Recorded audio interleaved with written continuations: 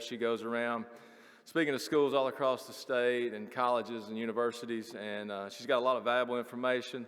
And so I just want to make sure you give her your full attention today, and then I'll come up at the end and just go over a couple of things with you, okay? Ms. Martin, thank you. Hey, good morning, everybody. Thank you so much for letting me come and talk to you today. As Mr. Anderson said, I'm Anne Marie Martin. I am the Youth Tobacco Prevention Coordinator for Partnership for a Drug-Free Community. We are part of the Alabama Youth Tobacco Prevention Program. This is a grant from the Alabama Department of Public Health to raise awareness of the dangers of nicotine, e-cigarettes, hookah, tobacco products in general. And we have a curriculum that's based on the Tobacco Prevention Toolkit from Stanford University Medical School. Who recognizes this? Now raise your hands, it's okay, it's okay. Listen everybody. It would be really, listen up everybody. It would be very strange if you did not recognize this, because Juul is the most popular e-cigarette on the market. Can anyone tell me what percentage of market share Juul currently has? Anybody raise your hand? Anybody? 75%. 75% of the e-cigarettes sold in the United States are Juuls. So their ads have been all over TV, radio, print, social media. But a little bit of breaking news. Today they announced, the Juul company, in the face of the 9th e-cigarette related death in the country, they are pulling all of their ads. They announced that this morning. So let's talk a little bit more about what's going on with this product and other e-cigarettes. All the e-cigarette brands that are out there are made by or related to big tobacco companies. Marlboro has Mark 10, Kool has Blue, Camel has Views.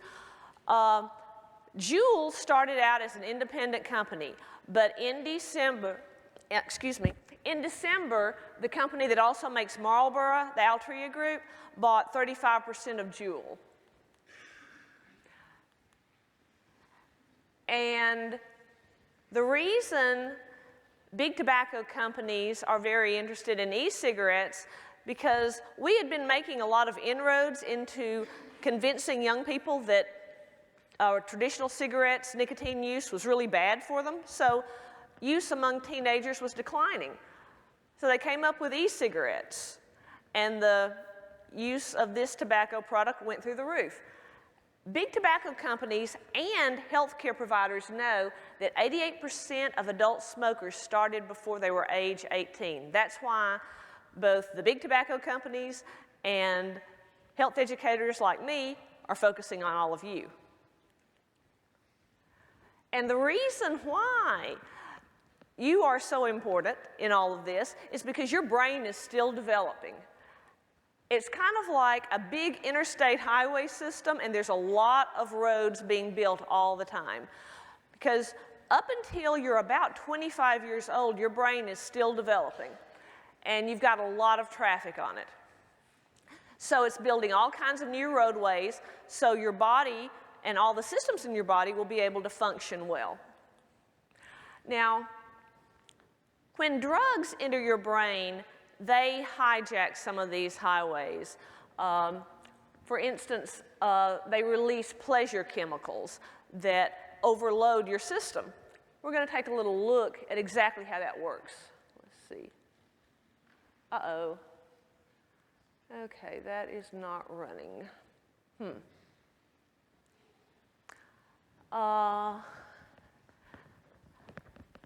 There's another file on there. It's called the de novo file. Can you run that?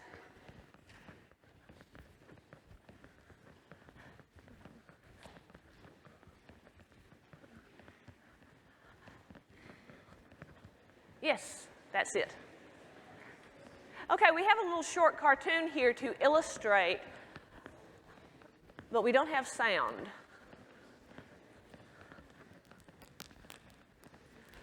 Dopamine is a pleasure chemical.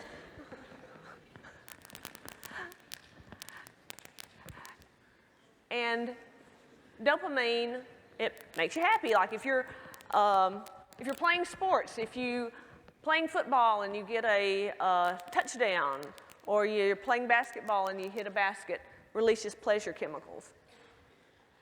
And a normal amount of pleasure chemicals are really good for the brain. They make you feel good.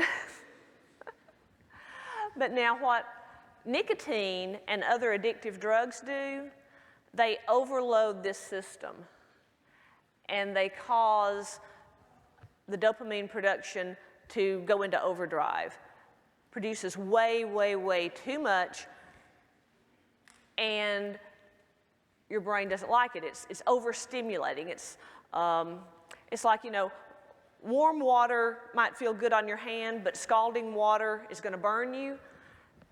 And so, as this cartoon says, it's like if you're hearing music that's way too loud, you put on earmuffs.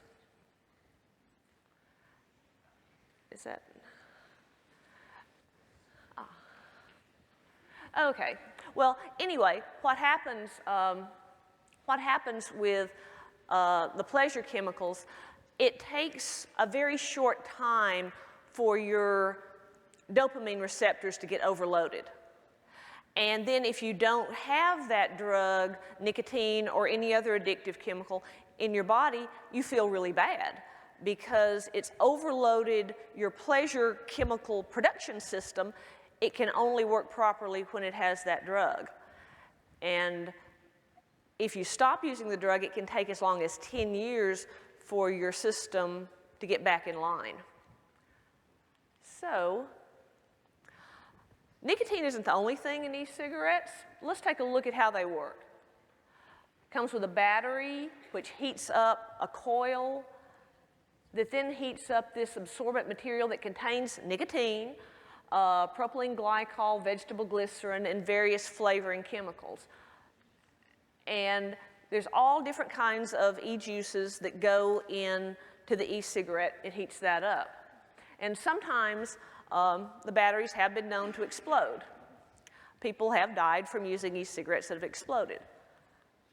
Now, Juul is a very specific kind of e-cigarette. It's called a pod-based system, and it contains nicotine all the time, and it contains a lot. Here's how a pod-based system works. Juul is there on the bottom. Fix is another brand. It's on the top. The cartridges and pods are not made to be refilled, although people have learned how to do that. And they do contain nicotine all the time. Now, this is actually from Juul Labs. They intended to design their e-cigarettes to mimic a traditional cigarette as closely as possible. You see that the green line on the top? That is the hit of nicotine that someone gets from smoking a traditional combustible cigarette. In the first 5 to 10 minutes, the nicotine rush goes way up there, and then it tapers off. Well, the middle line, that blue line, that is the hit that someone gets if they're using a Juul. And it's because of the specific type of nicotine they use. Now, nicotine is a chemical produced by tobacco. Juul uses nicotine salt, which mimics more closely than free-base nicotine that hit that someone would get from a traditional cigarette. So Juul goes up almost as high and then tracks pretty closely. Free-base nicotine, not so much, but still, it is addictive. So, you know, all of the e-cigarettes that have nicotine are addictive. Juul is just extra. And again, salt-based compared to free-base. Juul has a lot more grams of nicotine, 41.3 to 25. Pods not made to be refilled in a refillable tank.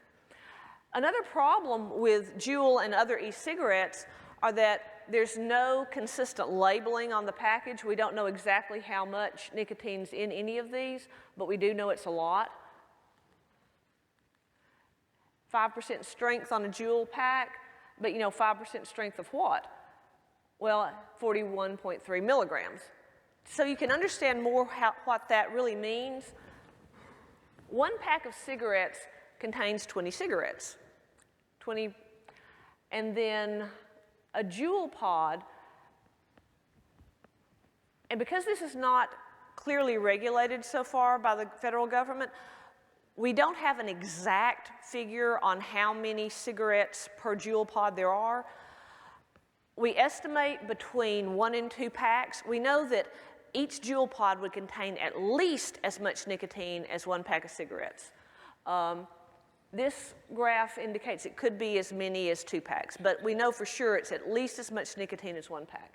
Other pod-based systems like Fix has the equivalent of 75 cigarettes of nicotine, and Swarren has as much nicotine as 90 cigarettes. Okay, so you say, okay, you're addicted to nicotine, and if you don't get nicotine, you don't feel good, so why not just keep putting nicotine into your system? Well, this is why. Nicotine doesn't just change the way your brain works to where you're addicted to it, it also affects every system in your body because it messes up the acetylcholine production.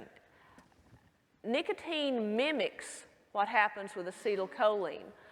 And acetylcholine is a neurotransmitter. It sends messages all over your body. Nicotine blocks some of those messages. It's kind of like if you have a nice brand new house you've moved into. It's very strong. But then it's infected by termites. So it's not so strong anymore. What nicotine does, it makes every system in your body not work properly. Like it rewires and changes your brain, causes your heart to beat faster due to a fight or flight response, causes trouble breathing and damage to your lungs, and also increased acid reflux. So nicotine itself, it's not just an addictive chemical. It is one of the most addictive drugs, but it does other things as well. And besides nicotine, we have benzoic acid, glycerol, propylene glycol, natural oils, extracts and flavors, and we have a lot of questions. E-cigarette makers are not putting all the ingredients on the package.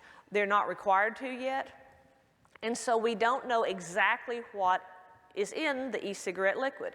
Now, researchers who are looking into this to try to find out why people are dying from using e-cigarettes, they have to kind of reverse engineer the e-liquid to figure out all the chemicals that are in there. We do know that one of them is benzoic acid. And when inhaled, it can cause irritation to the lungs, nose, and throat, coughing, shortness of breath, and wheezing. If you get it on your hands, it can cause cracking and drying. But we have very little research into the long-term effects of benzoic acid.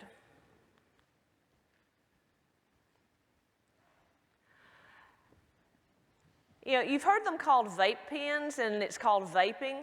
Well, it's actually not a vapor, it is an aerosol. Can anybody give me an example of an aerosol? Anybody use hairspray? Think about an aerosol. There's all kinds of aerosols. It leaves behind a sticky residue. And so this e-cigarette cloud also leaves behind a sticky residue, both in your lungs, and say if you're standing next to somebody who has been vaping and you're breathing that cloud, it's going into your lungs too. Also, say if you get into a car where somebody has been vaping, and the residue of that e-cigarette cloud is all over the car, and so you touch it and it's on you too.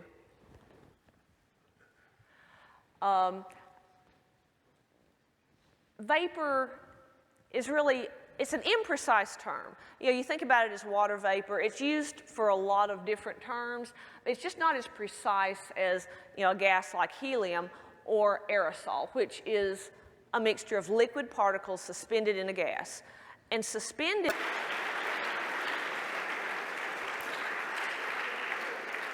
And Ms. Martin, if you want to take those surveys to the back, Coach St. John, and we're going to get some other people to help. hand those out. We're going to hand you one when you leave, okay? And teachers, if you'll just let them take 5 minutes at the end or the beginning of your next class and then just collect them and turn them into the front office, that'd be great. Guys, it is anonymous. I don't have some kind of special marker on there that I know who you are when you fill it out. I'm not going to be searching your car to see if you've got this, that, or the other. So be honest and be transparent. It's for their information so they can continue to educate people.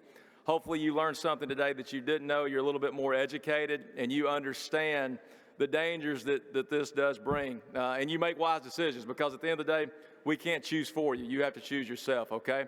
All right, freshmen, you are dismissed. Freshmen, you are dismissed.